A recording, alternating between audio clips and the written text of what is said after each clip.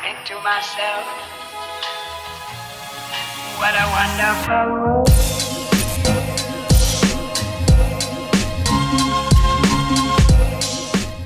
Halo semuanya, selamat datang kembali di Story Film. Kali ini kita bakal nostalgia salah satu film favorit para pemburu psikopat, A Nightmare on Elm Street, yang dirilis pada tahun 2010. Film ini merupakan film ke-9 atau film terakhir dari series Freddy Sambo, maksudnya Freddy Krueger. Kalau kalian ada yang bertanya kenapa saya nggak bahas film yang ke-1 sampai ke-8, karena kalau kita bahas semuanya bakal panjang dan ngabisin waktu lama. Ditambah lagi saya masih banyak list film yang harus diselesain. Nah, kebetulan film ini pada dasarnya adalah sebuah film remake yang menggabungkan unsur-unsur terbaik dari 8 film Freddy yang sebelumnya. Jadi ibarat 8 film yang dikemas jadi satu film. Dan tentu saja ceritanya masih sama seperti film yang sebelumnya. Oke lah, karena kita udah kebanyakan ngebacot, mending kita langsung aja gas ke alur filmnya. Enjoy the video.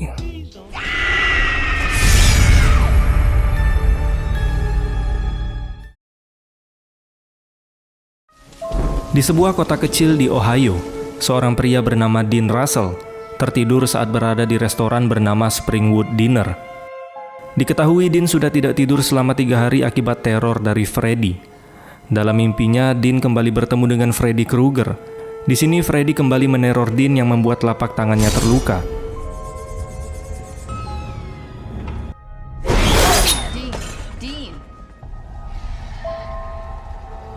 Lalu Dean pun terbangun. Tidak lama kemudian pacarnya yang bernama Chris datang ke sana. Dean pun menceritakan kondisinya kalau dia sekarang sudah 3 hari nggak tidur-tidur. Sebenarnya Dean bisa aja tidur, tapi dia memilih untuk tidak mau tidur karena dia sering mendapat mimpi buruk yang terasa sangat nyata. Di sini Chris menenangkan Dean dan berkata kalau mimpi itu cuma bunga tidur, jadi nggak perlu khawatir. Lalu tidak sengaja Dean menumpahkan kopinya yang mengenai baju Chris. Chris pun pergi ke toilet untuk membersihkan bajunya. Lalu karena sudah tidak kuat menahan kantuk, Dean pun kembali tertidur. Dan Freddy kembali datang ke dalam mimpinya. Kali ini Freddy nggak basa-basi, dia langsung menggorok leher Dean sampai tewas. Sementara di alam nyata, Chris menyaksikan Dean yang menggorok lehernya sendiri hingga tewas. Singkat cerita, Dean pun dimakamkan. Dalam upacara pemakaman tersebut, Chris melihat foto masa kecilnya yang lagi bersama Dean. Dia pun terkejut, karena Chris merasa baru mengenal Dean ini pada saat SMA. Tapi kok ada foto masa kecilnya sama si Dean? Chris lantas menceritakan hal itu pada Jesse, mantan kekasihnya, tentang ucapan Dean sebelum meninggal yang dimana Dean terus berbicara, "Kau tidak nyata." Tapi Jesse menganggap Dean hanya berhalusinasi karena sedang dalam pengobatan akibat kecanduan narkoboy. Berbeda dengan Nancy, yang tiba-tiba datang dan mengaku percaya pada perkataan Chris. Nancy sendiri terlihat sedang gelisah akan sesuatu. Kayaknya si Nancy mengalami hal yang sama seperti yang dialami Dean. Lalu pada malam harinya, dia pun menanyakan tentang masa lalunya bersama Dean pada saat umur 5 tahun pada sang ibu yang bernama Nora. Tapi terlihat Nora enggan menjawab dan langsung mengalihkan pembicaraan. Ketika sedang tertidur, Chris terbangun dan dia menuju ke loteng untuk mencari foto masa kecilnya. Di sana dia berhasil menemukan foto masa kecilnya dan sebuah baju yang terdapat bekas cakaran. Lalu tiba-tiba Freddy muncul dan berusaha menyerangnya. Remember me? Tapi ternyata itu cuma mimpi. Pada saat di sekolah, Chris kembali tidak sengaja tertidur dan lagi-lagi Freddy datang menerornya lewat mimpi. Dimulai dari bukunya yang berubah menjadi ilustrasi siksaan Freddy terhadap korban-korbannya, sampai si Freddy yang kembali muncul di hadapannya. Wake up.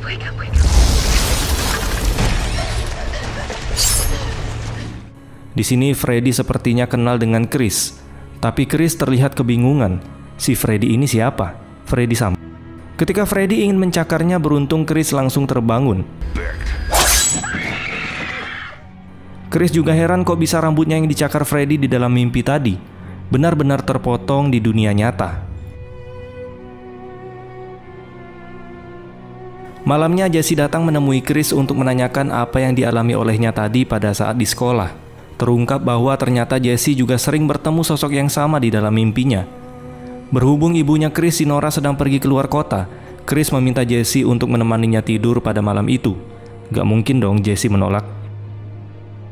Tapi apesnya biarpun sudah ditemani tidur, Freddy tetap datang ke dalam mimpinya.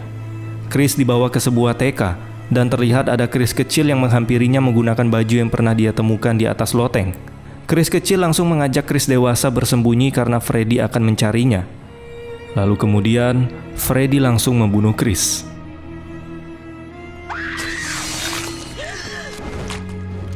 Jesse yang terkejut melihat kematian Chris, dia buru-buru kabur dan langsung menemui Nancy. Dia pun menceritakan apa yang sudah terjadi kepada Chris.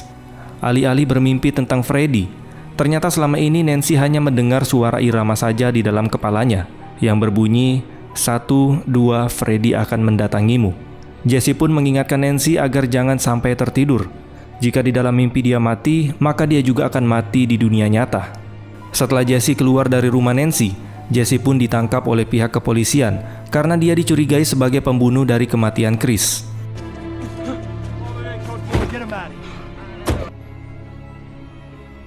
Di dalam penjara, Jesse terlihat sangat stres karena dia tidak berani tidur.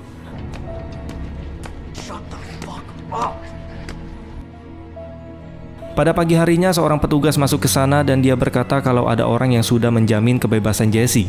Dan ternyata, pada saat itu Jesse lagi tertidur, dan dia pun ikut dibunuh oleh si Freddy di dalam mimpinya.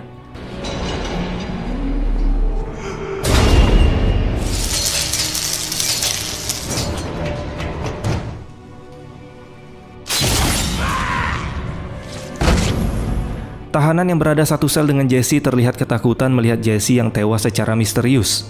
Karena takut nanti dia yang malah dituduh membunuh, dia pun segera berteriak meminta pertolongan.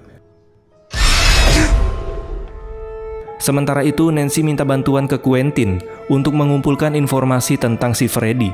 Kebetulan Quentin ini juga diteror oleh sosok yang sama, yaitu Freddy.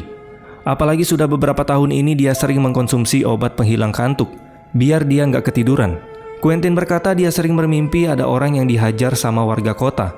Dan untuk membalaskan dendamnya, orang itu menculik anak-anak mereka. Sementara Nancy juga sering bermimpi, tapi bedanya kalau Nancy mimpi tentang anak-anak yang berada di suatu sekolah.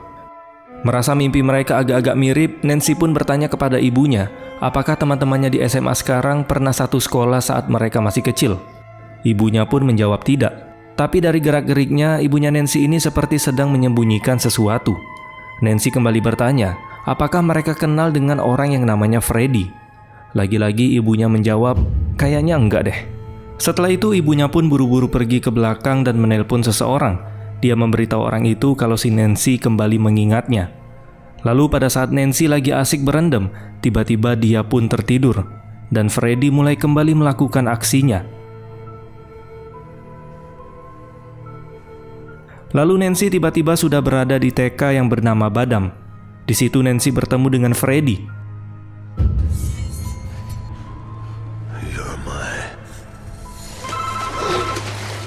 Beruntung dia terbangun karena Quentin menelponnya untuk mengabarkan kematian si Jesse.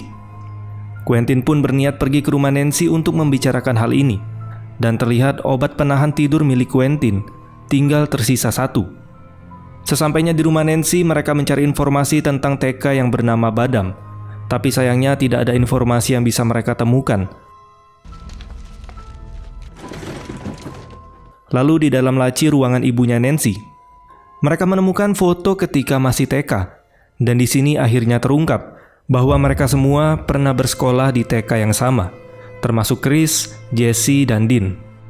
Nancy pun meminta klarifikasi dari ibunya yang tadi sudah berbohong.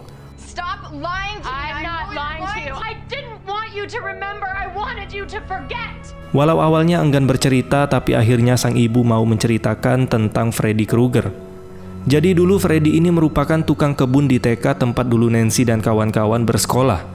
Nah, si Freddy ini suka sama anak-anak, tapi sukanya dalam hal negatif. Dan si Nancy ini anak yang paling Freddy sayangi. Mereka sering bermain petak umpet dan anak-anak ini juga sering dibawa ke goa rahasianya milik Freddy. Sampai akhirnya para orang tua mendapati kalau Freddy ini sudah berbuat tidak senonoh dan melukai Nancy maupun murid lainnya secara fisik. Ketika tingkah laknat Freddy ini kepergok oleh para orang tua, ibunya Nancy mengaku sejak itu Freddy pergi meninggalkan kota dan tidak pernah terlihat lagi. Tapi di sini Nancy masih belum yakin dengan cerita ibunya, dan seperti masih ada sesuatu yang disembunyikan oleh ibunya Nancy. Merasa belum puas dengan jawaban ibunya, Nancy kembali mengajak Quentin untuk menyelidiki kasus ini lebih lanjut. Tapi Quentin menolak untuk membantunya. Dia merasa apa yang mereka ketahui dari ibunya Nancy tadi sudah lebih dari cukup. Mau nggak mau, Nancy pun melanjutkan pencariannya seorang diri. Nancy pun mencari informasi tentang teman-temannya pada saat TK dulu. Dan dia mendapatkan fakta bahwa hampir semua teman-teman TK-nya dulu sudah tewas dalam keadaan tertidur. Sementara itu, Quentin yang lagi latihan renang di sekolah tiba-tiba tenggelam dan tidak sadarkan diri. Kesempatan itu pun digunakan Freddy untuk menerornya. Di sini Quentin sudah berada di alam mimpi. Dia melihat kejadian masa lalu Freddy, di mana para orang tua mereka pada saat TK yang lagi ngejar si Freddy. Freddy pun bersembunyi di dalam pabrik tua. Lalu para orang tua yang sudah geram dengan tingkah laknat Freddy, mereka pun membunuh Freddy dengan cara membakarnya hidup-hidup di dalam sana.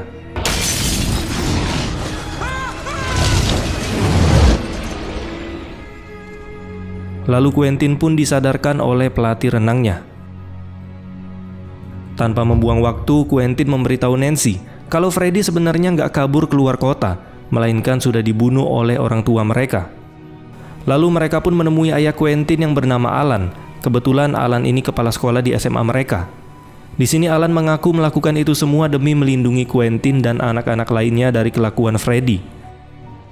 How do you know he was guilty? When you grow up and you have kids, feeling of utterly failing to protect them. Quentin, wait! Wait! Slow down! Quentin pun mengajak Nancy untuk pergi ke bangunan bekas TK tempat mereka dulu bersekolah.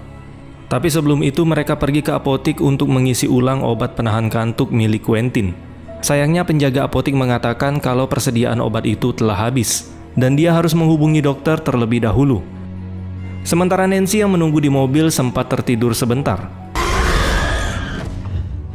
Ketika kembali sadar, Nancy menempelkan korek mobil ke tangannya untuk menghilangkan rasa kantuk yang luar biasa. Ternyata hal itu tidak cukup. Dia pun kembali tertidur dan hampir dibunuh oleh Freddy.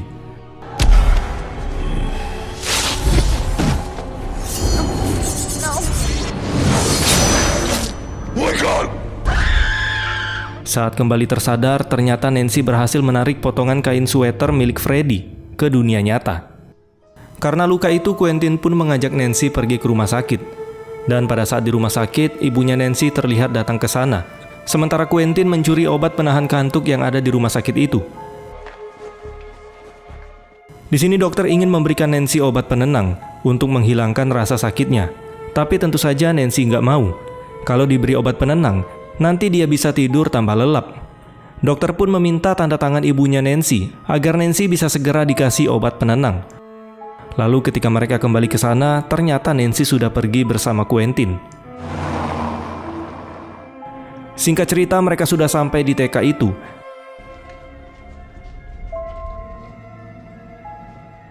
He brought us here for a reason. Dan mereka berhasil menemukan ruangan rahasia tempat dulu Freddy pernah mencocol mereka, serta semua bukti tentang pelecehan yang dilakukan oleh Freddy. Want to see?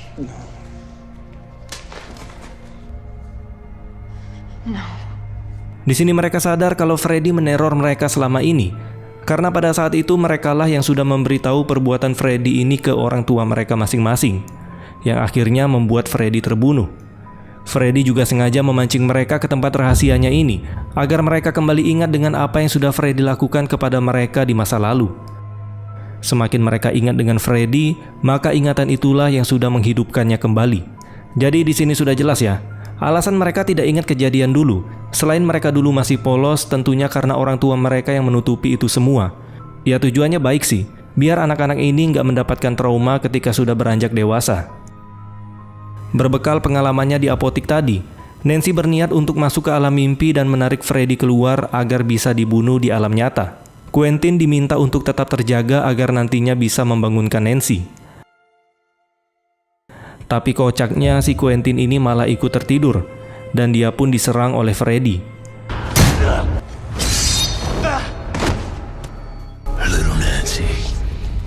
that you got me. I'm real.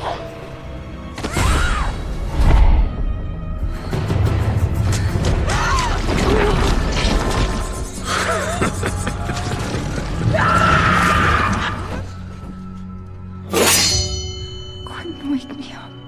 Of course you do. Your memories are what fuels me. Nancy berhasil menyerang Freddy menggunakan gunting, tapi hal itu tidak berguna karena mereka tidak bisa menyakiti Freddy di dunia mimpi. Lalu Quentin pun terbangun. Walau terluka, Quentin masih sempat membangunkan Nancy. Dan mereka pun berhasil membuat Freddy tertarik keluar dari alam mimpi.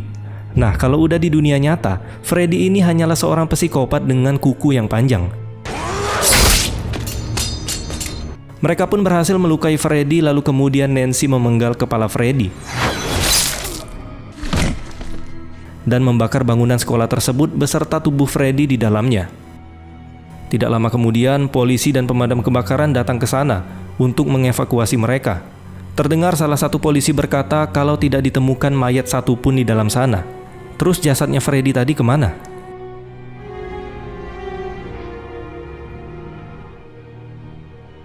Singkat cerita, sesampainya di rumah, Nancy berterima kasih kepada ibunya. Dan dia sadar apa yang dilakukan para orang tua dulu semata-mata untuk melindungi anak-anaknya. Lalu tiba-tiba, tanpa didagu, Freddy muncul dari dalam cermin dan membunuh ibunya tepat di depan mata Nancy.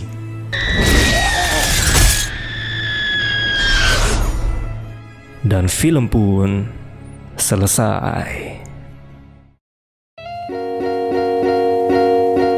Ya, namanya psikopat, nggak heran lah kalau mereka nggak mudah mati. Si Freddy ini hampir mirip-mirip kayak Jason, yang udah dibunuh berkali-kali tapi masih aja nongol. Oke lah teman-teman, mungkin ini aja yang bisa kita bahas pada video kali ini. Terima kasih sudah menonton dan sampai jumpa di next video.